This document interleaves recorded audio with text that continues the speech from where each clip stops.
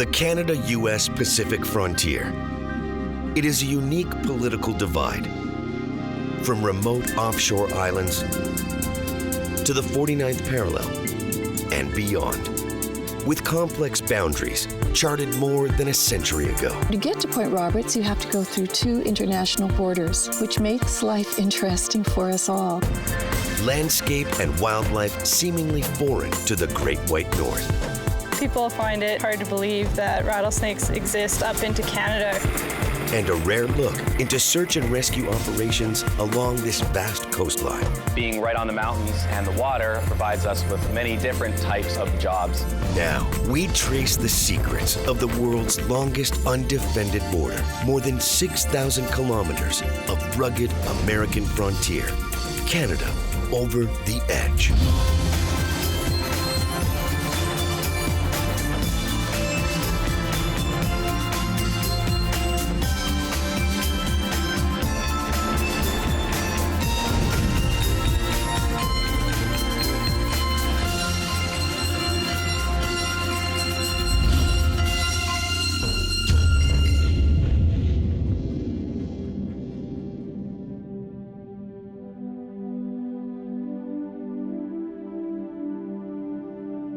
On the Pacific boundary dividing Canada and the United States, Cattle Point Lighthouse marks the entrance to the San Juan Islands.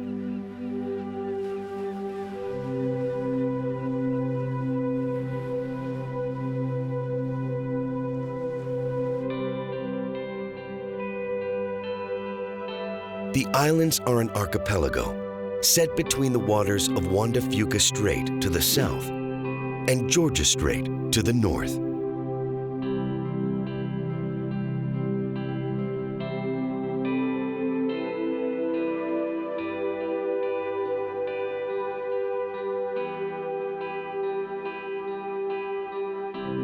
Today, the San Juan Islands are American territory.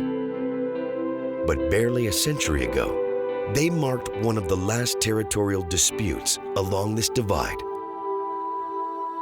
In 1846, the Oregon Treaty determined the Canada-US border would veer south once the 49th parallel reached the west coast. The border weaved in and out of these islands. Vancouver Island was made part of Canada, but the status of the San Juan Islands was unclear. The islands were claimed by America and Britain. And when a British pig was shot by an American settler in 1859, tensions escalated. Reinforcements were called in, and the Pig War lasted more than a decade. Finally, in 1871, the dispute was settled in arbitration in favor of the Americans.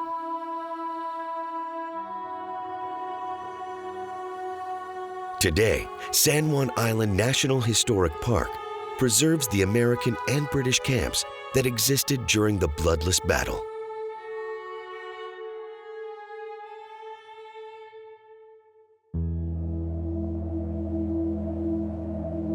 Further north, the city of Vancouver sits on the horizon.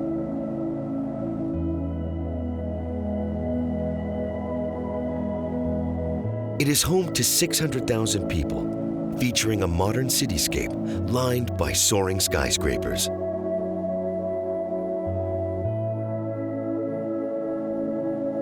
It is surrounded by diverse, bustling suburbs. In total, the Vancouver metropolitan area is home to 2.3 million people, the third largest city in Canada.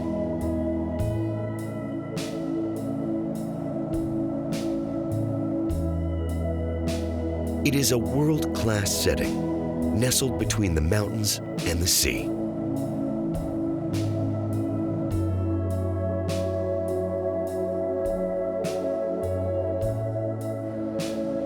The city is a transportation hub, with float planes and pleasure craft coming and going. And the landscape surrounding draws hikers and explorers from around the world. With a never-ending stream of action and adventure, search and rescue, has become key to safety here.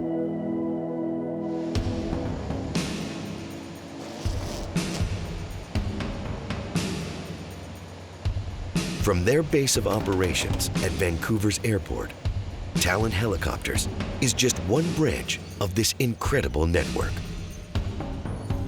My name is Kelsey Wheeler. I'm the chief pilot for Talon Helicopters, and we're in Vancouver, BC. Right now, we're just to the north of the 49th parallel on the west coast of Canada.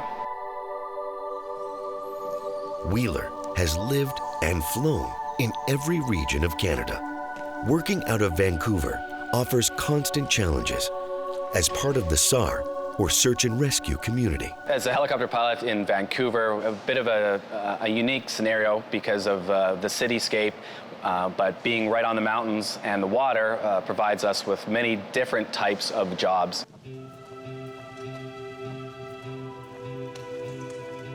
The search and rescue work that we do involves working with the local volunteer SAR community. With Vancouver having a high population centered in one area and the mountains so close, it's very accessible for anybody to hop on a bus or just drive to a parking lot and then be off hiking in the mountains. With such a formidable, vast landscape throughout the border region, pilots like Wheeler are on call around the clock.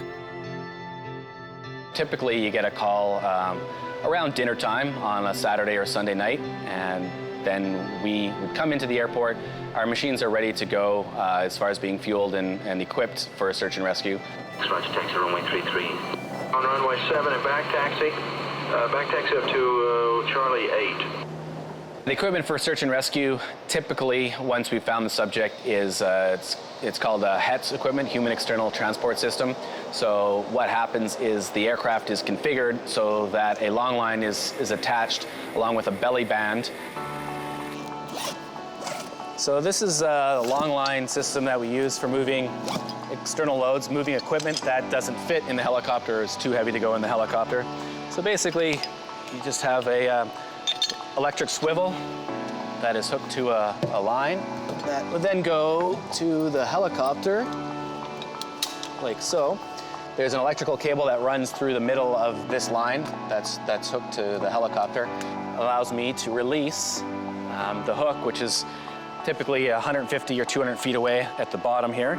So I'll be able to move a load in a net or with straps or whatever it is. And then once I put the load down, if there was nobody there to receive it, I can just hit that button and the load will release, delivering the load to wherever it needed to be. The helicopters used by Wheeler and his team are carefully chosen for their power and versatility in the harsh mountain environment. The helicopters we use are typically A-Stars, and the reason we use them in this area is they're a good mountain helicopter. They have ample power to work in the mountainous areas and to deal with the winds and the density altitudes. However, are also small enough that they can land in smaller areas to be able to let search and rescue people off. 100, 7 miles southeast, flight towards the southeast quadrant at about 1.5. Search at 401, supposed to be climbing out at 1.8 for 13,000. Roger, taxi runway 33.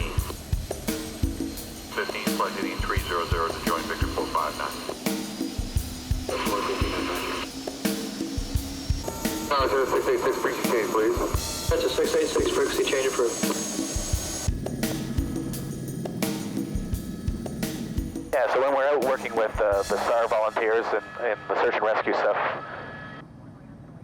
a lot of the things we're thinking about obviously is the routes they could have taken. The time of day for us is a big thing because once it gets dark, we can't be flying in the mountains after dark. So everything that goes along with having volunteers and people out searching, keeping them safe as far as managing my fuel and daylight and time and weather. That's sort of the big overall picture is what we're most interested about. Once in operation, Wheeler and the SAR team follow a series of procedures.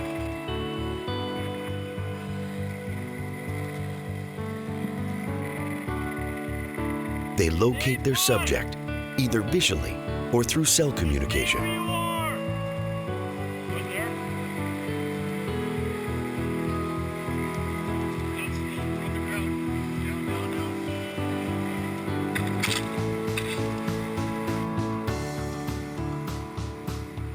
They find a safe location nearby to set up and fly rescuers on the long line into the danger zone.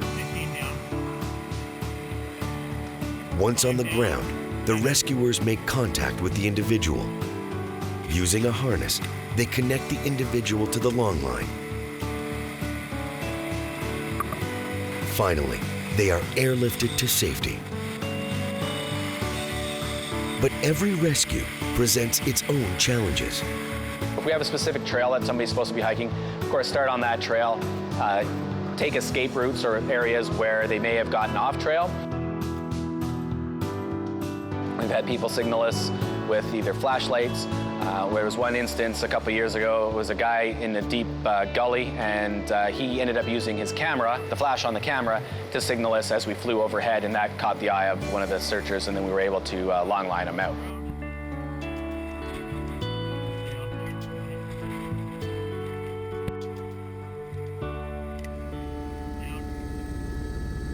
The search and rescue work is, very personally rewarding.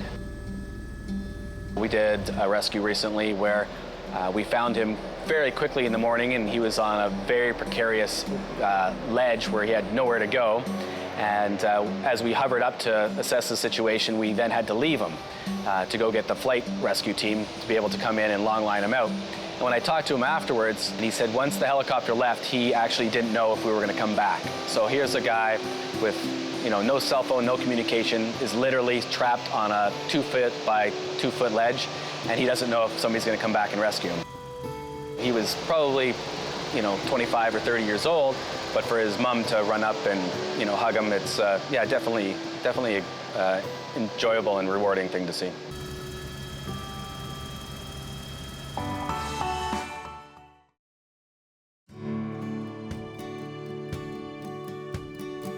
Heading east from the Strait of Juan de Fuca, we begin a journey along the famed 49th parallel, dividing Canada and the United States.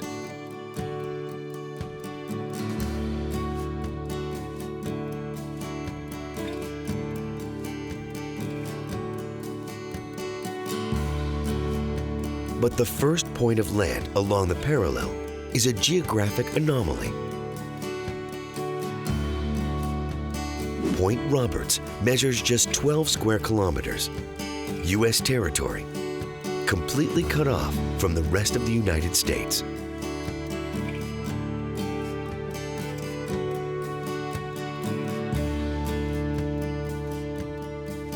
Legend says when the 49th parallel was named the international boundary, government officials and surveyors were unaware Point Roberts inched south of the line.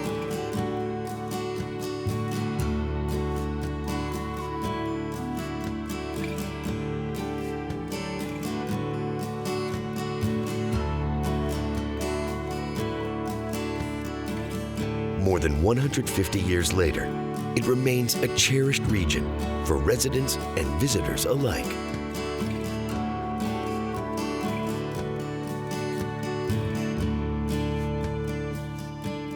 My name is Margot Griffiths, and I'm a longtime resident of Point Roberts, Washington. Historically, my family has been a part of Point Roberts since about 1905, when my mother's family had a cottage here.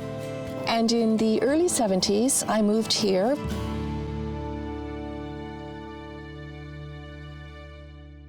Point Roberts is one of the exclaves in the world, one of the very few. An exclave is a part of the United States that can only be reached by going through a foreign country, which is, of course, Canada. So to get to Point Roberts, you have to go through 2 international borders, which makes life interesting for us all, residents and guests alike.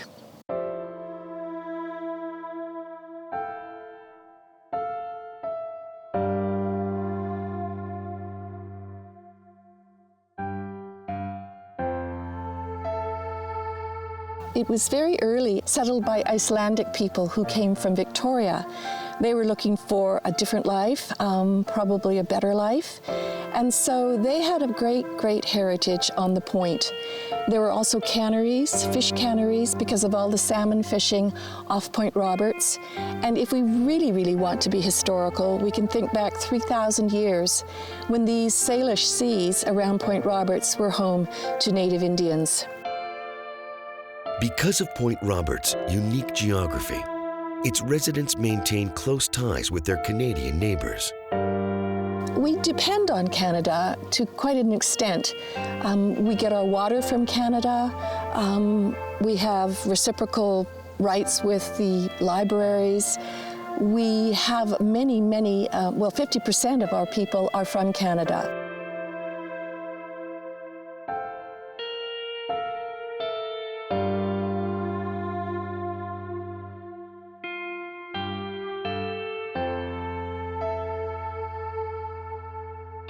We coexist quite happily, and coexistence is probably not a strong enough word. We celebrate living together. It's good to know that Canadians and Americans can get to know each other so well. For Griffiths and the other 1,300 residents of this exclave, Point Roberts is a special sliver of America. I think most of us who live there are looking for a more rural environment. I love being close to nature. I ride horses. I've always had dogs. I love the peace, the oceans, and I love the community. There's a wonderful sense of that in Point Roberts.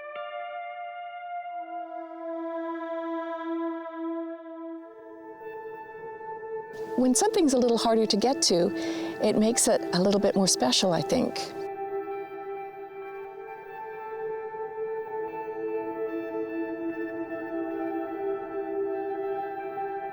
East of Point Roberts, we follow the 49th parallel across Boundary Bay. Beyond the communities of Delta and Surrey.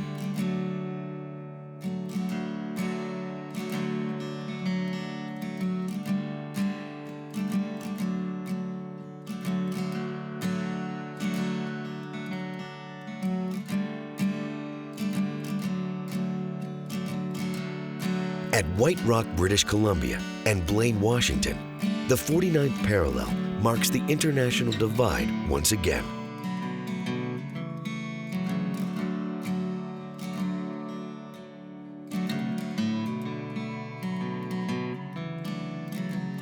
The border crossing here is the busiest west of Windsor, Detroit.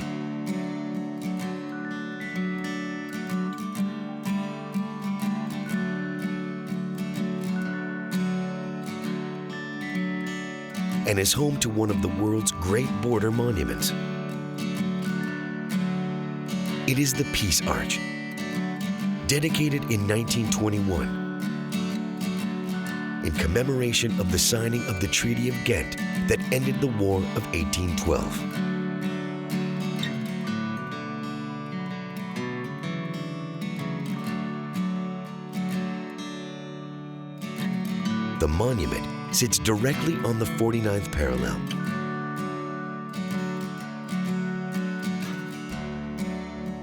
Visitors from both countries can visit this 20-meter monument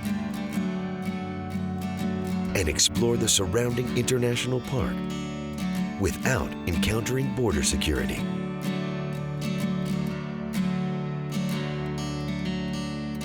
Beyond the Peace Monument, Highway 0 traces the path of the 49th parallel.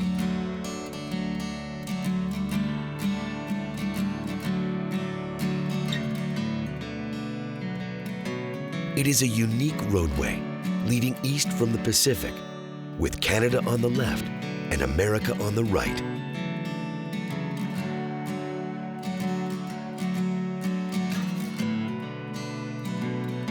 Through communities, woodlands, and farmland, the border lies undefended. Though on the ground and high above, Security officials maintain a close watch here.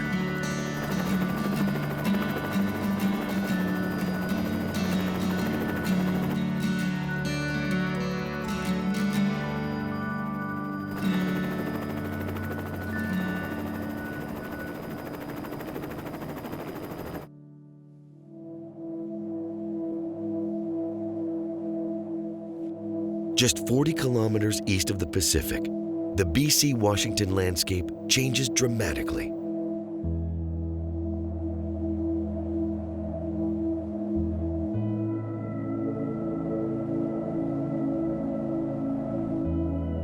Farmland is met by rolling hills, and beyond, stunning forested mountains.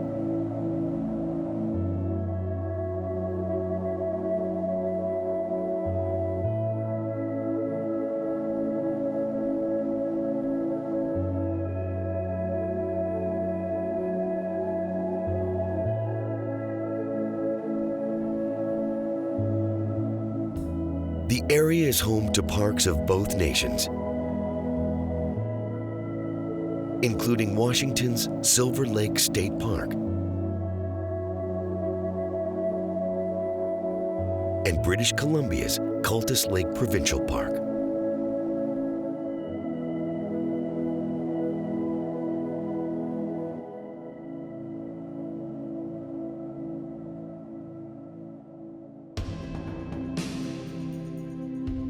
Finally, on the horizon, the summit of Mount Baker is visible for kilometers.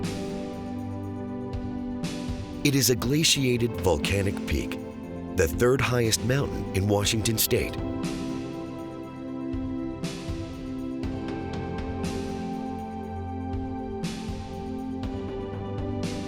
Mount Baker stands more than 3 kilometers high, with one of the highest annual snowfall accumulations anywhere in the world.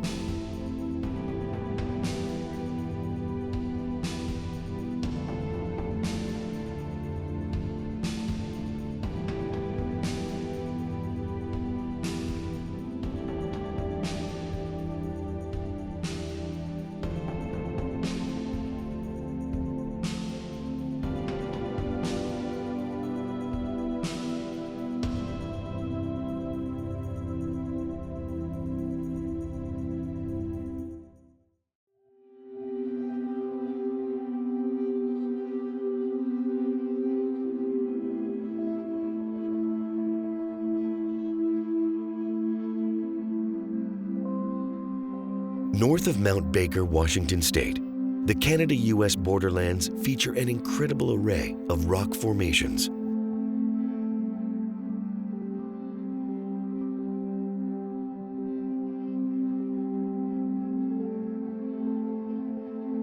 Here, Church Mountain soars more than 1 kilometer high, a well-known landmark for backwoods adventurers.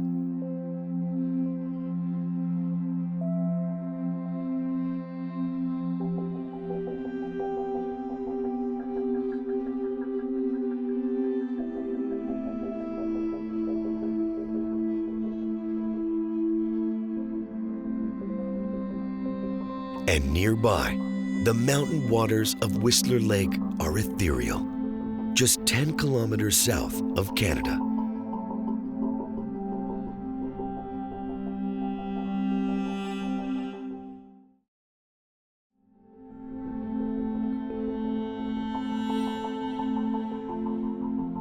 Back to the border and north of the 49th parallel, the hills rise even higher.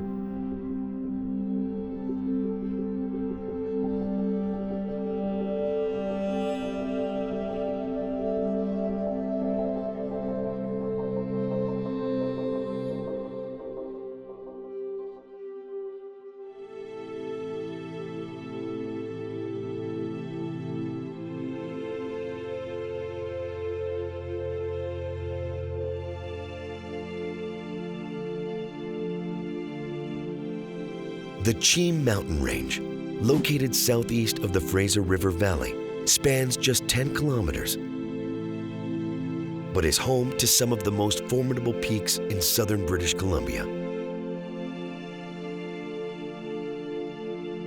The mountains on the west are known as the Four Sisters. The four on the east as the Lucky Four group. The highest of the Lucky Four is Welch Peak. Its jagged summit soars more than 2,400 meters. Climbers consider Welch one of the area's toughest ascents.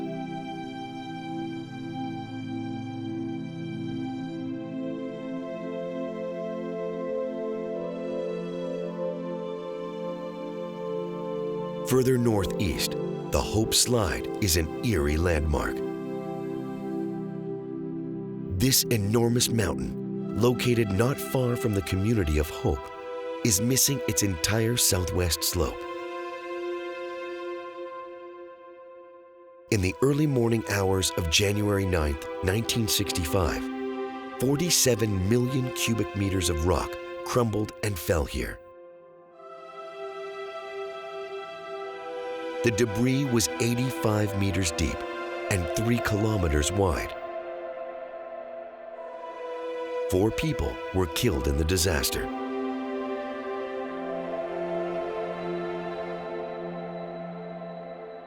It remains Western Canada's largest landslide.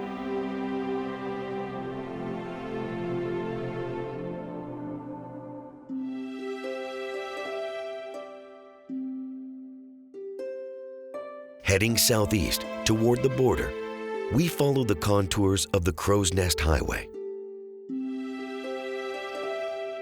It is a world-famous scenic roadway, more than 1,000 kilometers long, linking southern Alberta with British Columbia.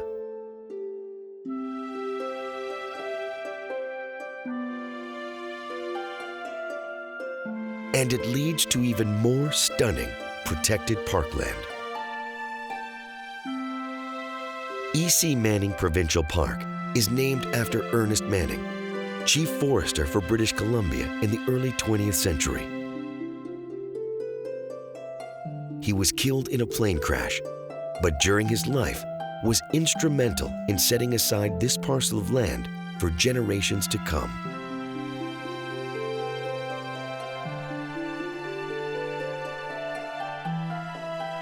The park measures more than 58 kilometers end to end.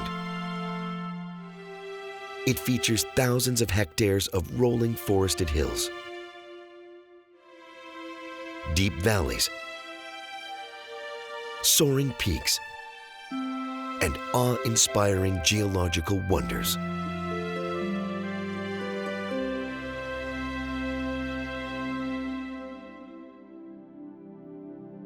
Continuing southeast, the landscape changes again.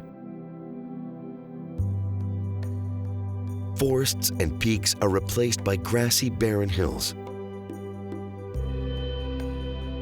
A rare sight along the BC-Washington interior.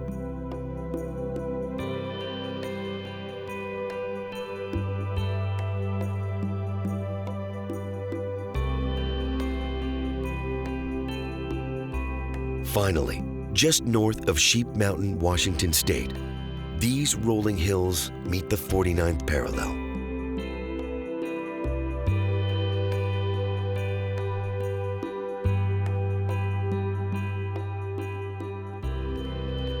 The 6-meter wide cut line will continue to mark this international divide for nearly 2,000 kilometers to the end of the Manitoba-Minnesota border.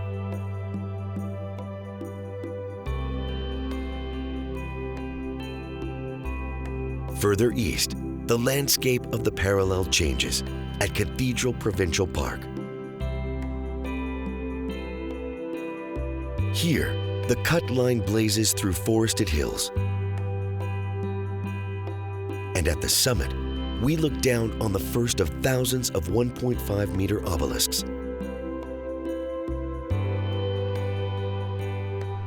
Stretching coast to coast, marking this great international frontier.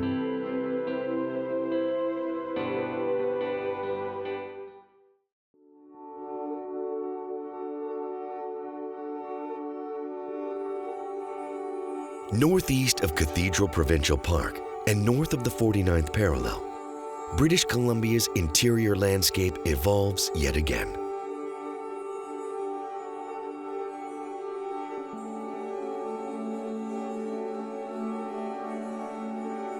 Snowy Protected Area was established in 2001 to provide better protection for the Okanagan Range ecosection, one of 139 unique divisions in British Columbia.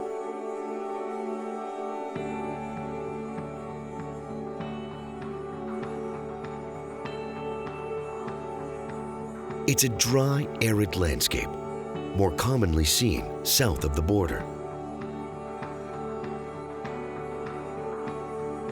The area features the greatest vertical range of ecosystems for any Canadian park, from grassland valleys to subalpine forests and alpine tundra.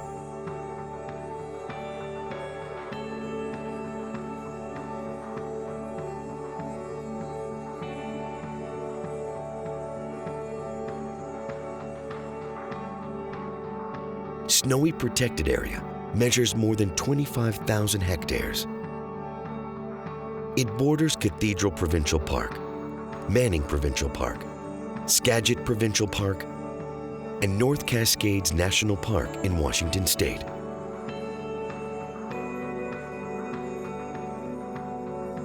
Together, the parks combine to cover 1.2 million hectares, the largest protected wilderness area along the 49th parallel.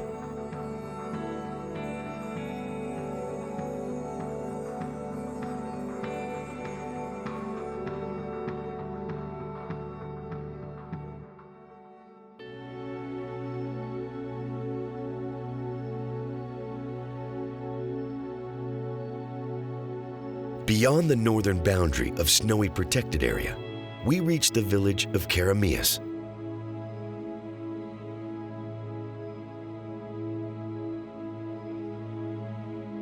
It is a hub of agriculture and ranching, set on the waters of the Similkameen River.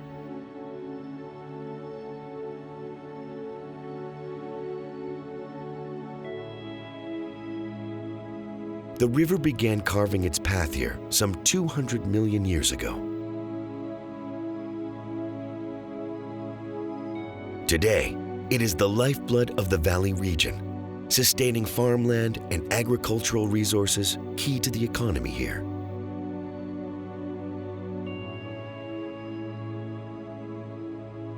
The Similkameen measures 197 kilometers, joining the Okanagan River and the Columbia River south of the 49th parallel, through Washington, Oregon, and finally the Pacific.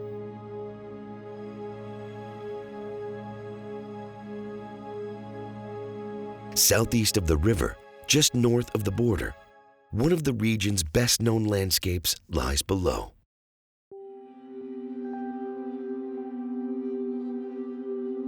British Columbia's southern grasslands are a unique sight. Bunch grasses, wildflowers, and dryland shrubs.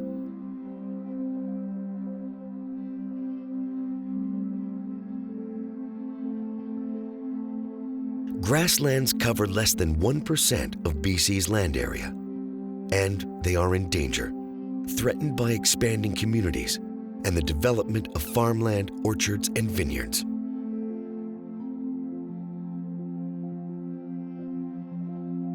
They are one of Canada's most endangered ecosystems, a trend the Nature Conservancy of Canada is hoping to end. My name is Barb Price. I'm the Southern Interior Program Manager for the Nature Conservancy of Canada, and we are on the Sage and Sparrow Conservation Area. We are southwest of the border town of Osoyoos, British Columbia, which is just north of Oroville, Washington State. This conservation area was purchased by the Nature Conservancy of Canada in November 2012. And we were very interested in acquiring these lands because these sagebrush grasslands, blue bunch wheatgrass ecosystems are very rare and endangered in Canada. There's not many of them left. They've been subject to development in other parts of the South Okanagan Similkameen, and so that's why this has become a focus for our work in conservation in this area. Sage and Sparrow is also host to a diverse array of animals. It is a unique geographical habitat along the 49th parallel. These properties have a multitude of species on them. There are many bird species. There's one part of the property where we know of over 9 species of sparrow, for example. One thing we do with bird inventories, for example, is we want to know what species are here, what are their numbers, what kind of habitats are they using. We keep records of them and we track change in population numbers and viability over time.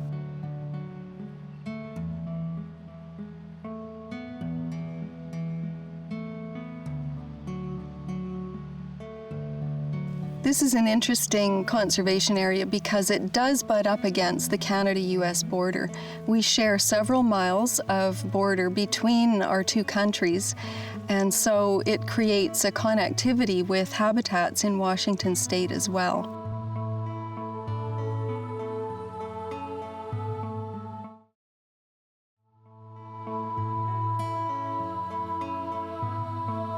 This fence is the Canada-US border, and we're particularly excited about this landscape because it is the northern extent of many species at risk and their habitat. And so it joins the Great Basin to the south in the United States with the southern interior of British Columbia.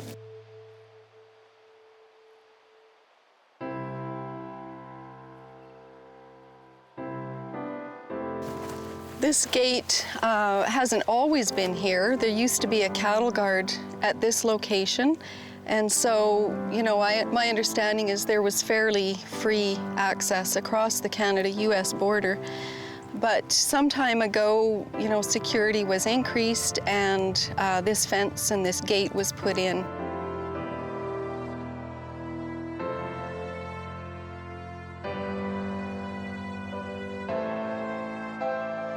Since the Nature Conservancy of Canada purchased the lands, we've made contact with the U.S. Border Security Services, and we just want them to know that we're good neighbors, that we're just out here doing our science and our monitoring. You know, we're a conservation organization, and we just want to have a good, positive relationship with them.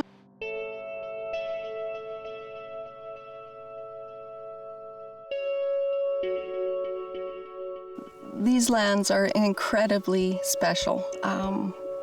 Because of the grasslands here, the sagebrush slopes areas that we have, there's so little of it left in Canada.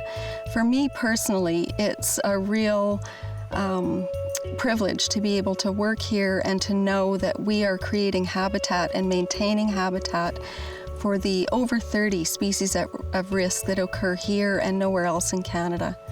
And the scale at which we're able to work, we've conserved over 3,100 acres of grasslands and associated ecosystems.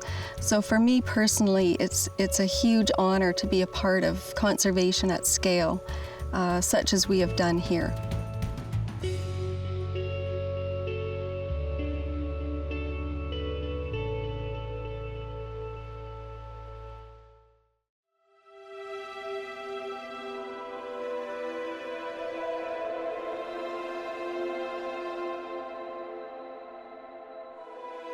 Just east of the Sage and Sparrow Conservation Area, the vineyards and orchards of the town of Oliver lead to the border community of Osoyoos.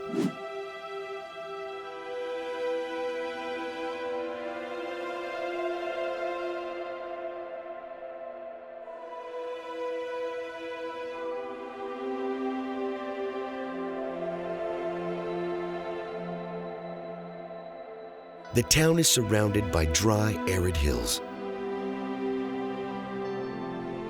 It is one of the hottest regions in Canada, with just 30 centimeters of rainfall each year.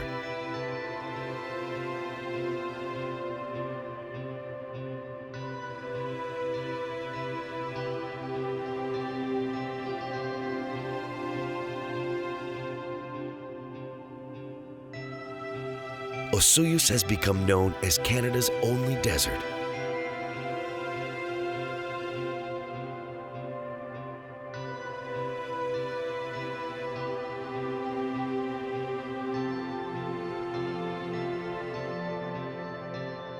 Amazingly, hundreds of unique plant and animal species make this landscape their home.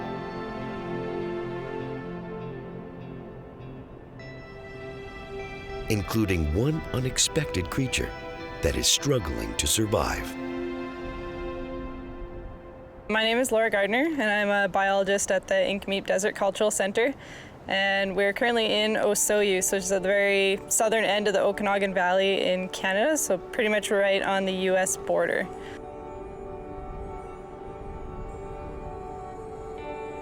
This area is referred to as the Sonoran Desert, but it's not actually a true desert, so it's what's referred to as a living desert. So it's not as barren as the stereotypical like Sahara desert. There's a lot of vegetation here.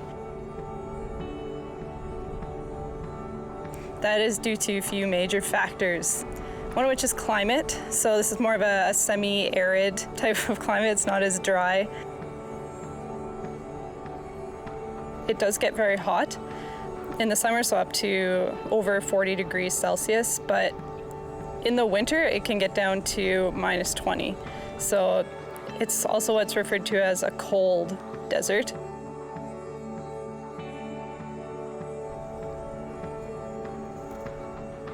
As a biologist at the center, I'm helping out with the snake research program.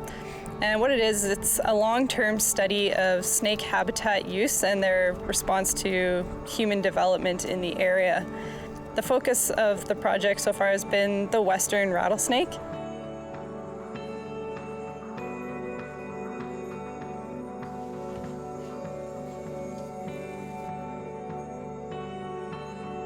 It is a species at risk. They're federally listed as threatened, and that's due to a few major factors. The biggest one is habitat loss, and that is from agriculture and urban development.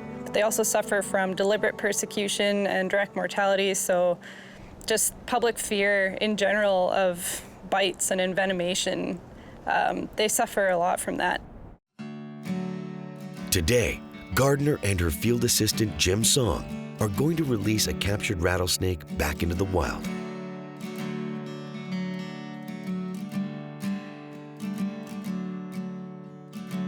But first, they will coax the snake into a protective tube where they will determine its sex, record data, and inject a pit tag, allowing them to record the snake's progress over time.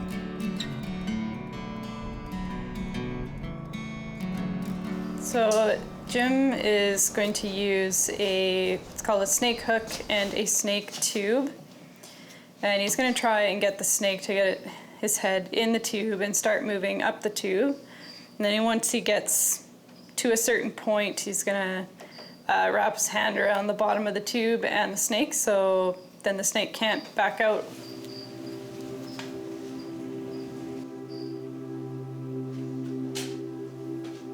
Okay, cool. So this is a set of sexing probes to determine whether the snake is male or female. And we just use the smallest probe. And first we dip it in alcohol as a disinfectant, and then we dip it in saline as a lubricant. Gardner inserts the probe. She is able to determine the sex of the snake by how far it extends inside this section of its body. So to sex them, we lift up that scale. The female body will resist the probe. The male body will not. And then see, it's in the pocket right there. And it's sliding all the way down. So if I hold my thumb there, pull it out, you can see how much of the probe went in. So that's a male. They are now ready to attach the tag. So that's the pit tag itself. The pit tag's inside the needle there. And then you just put it on this device here to inject the the pit tag. As a precaution, they scan the snake to make sure it has not already been tagged. They are safe to proceed. So we just sterilize the area. And we pinch up the skin like that. And then I'm going to inject it backwards towards the tail. So are you ready for it? Okay.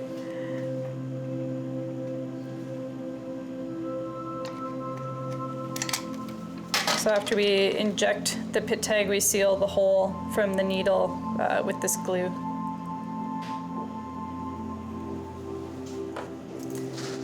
And then we scan it one more time.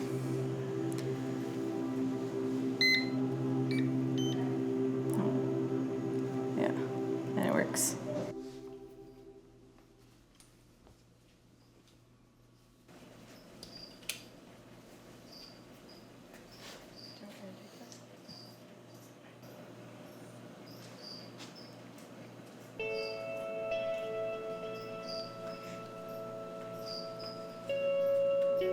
With the snake tagged, Gardner and Song had a safe distance from the nearby resort and golf course to execute the release.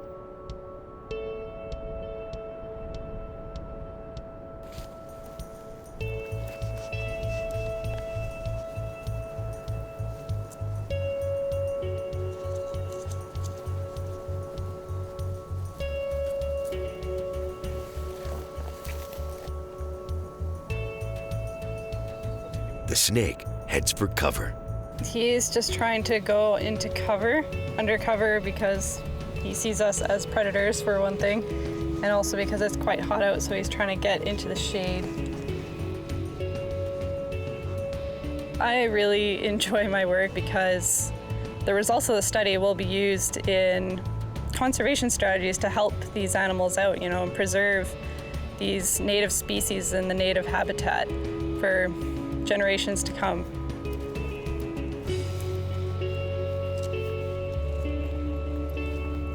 I think snakes are really cool animals. They exist on every biome on Earth except for the Arctic. An amazing ability to adapt.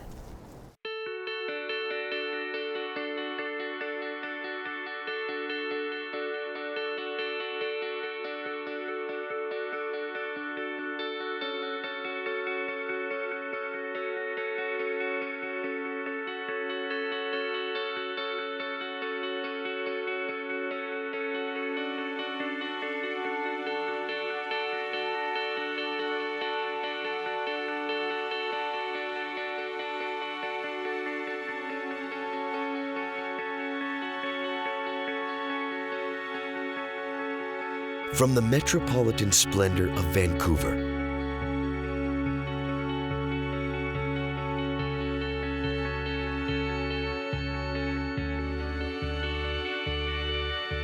and the Pacific border region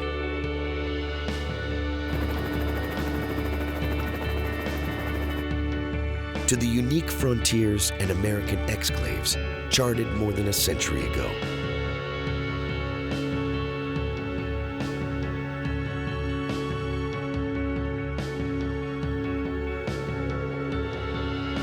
To the stunning rolling grasslands and mountain faces of the interior.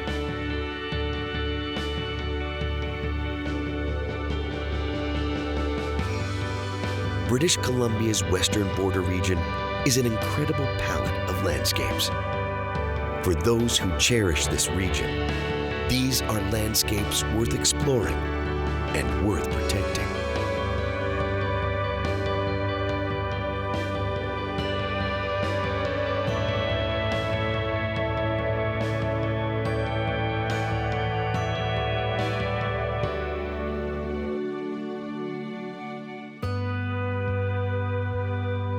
Nature that knows no bounds. Here, on the edge of Canada.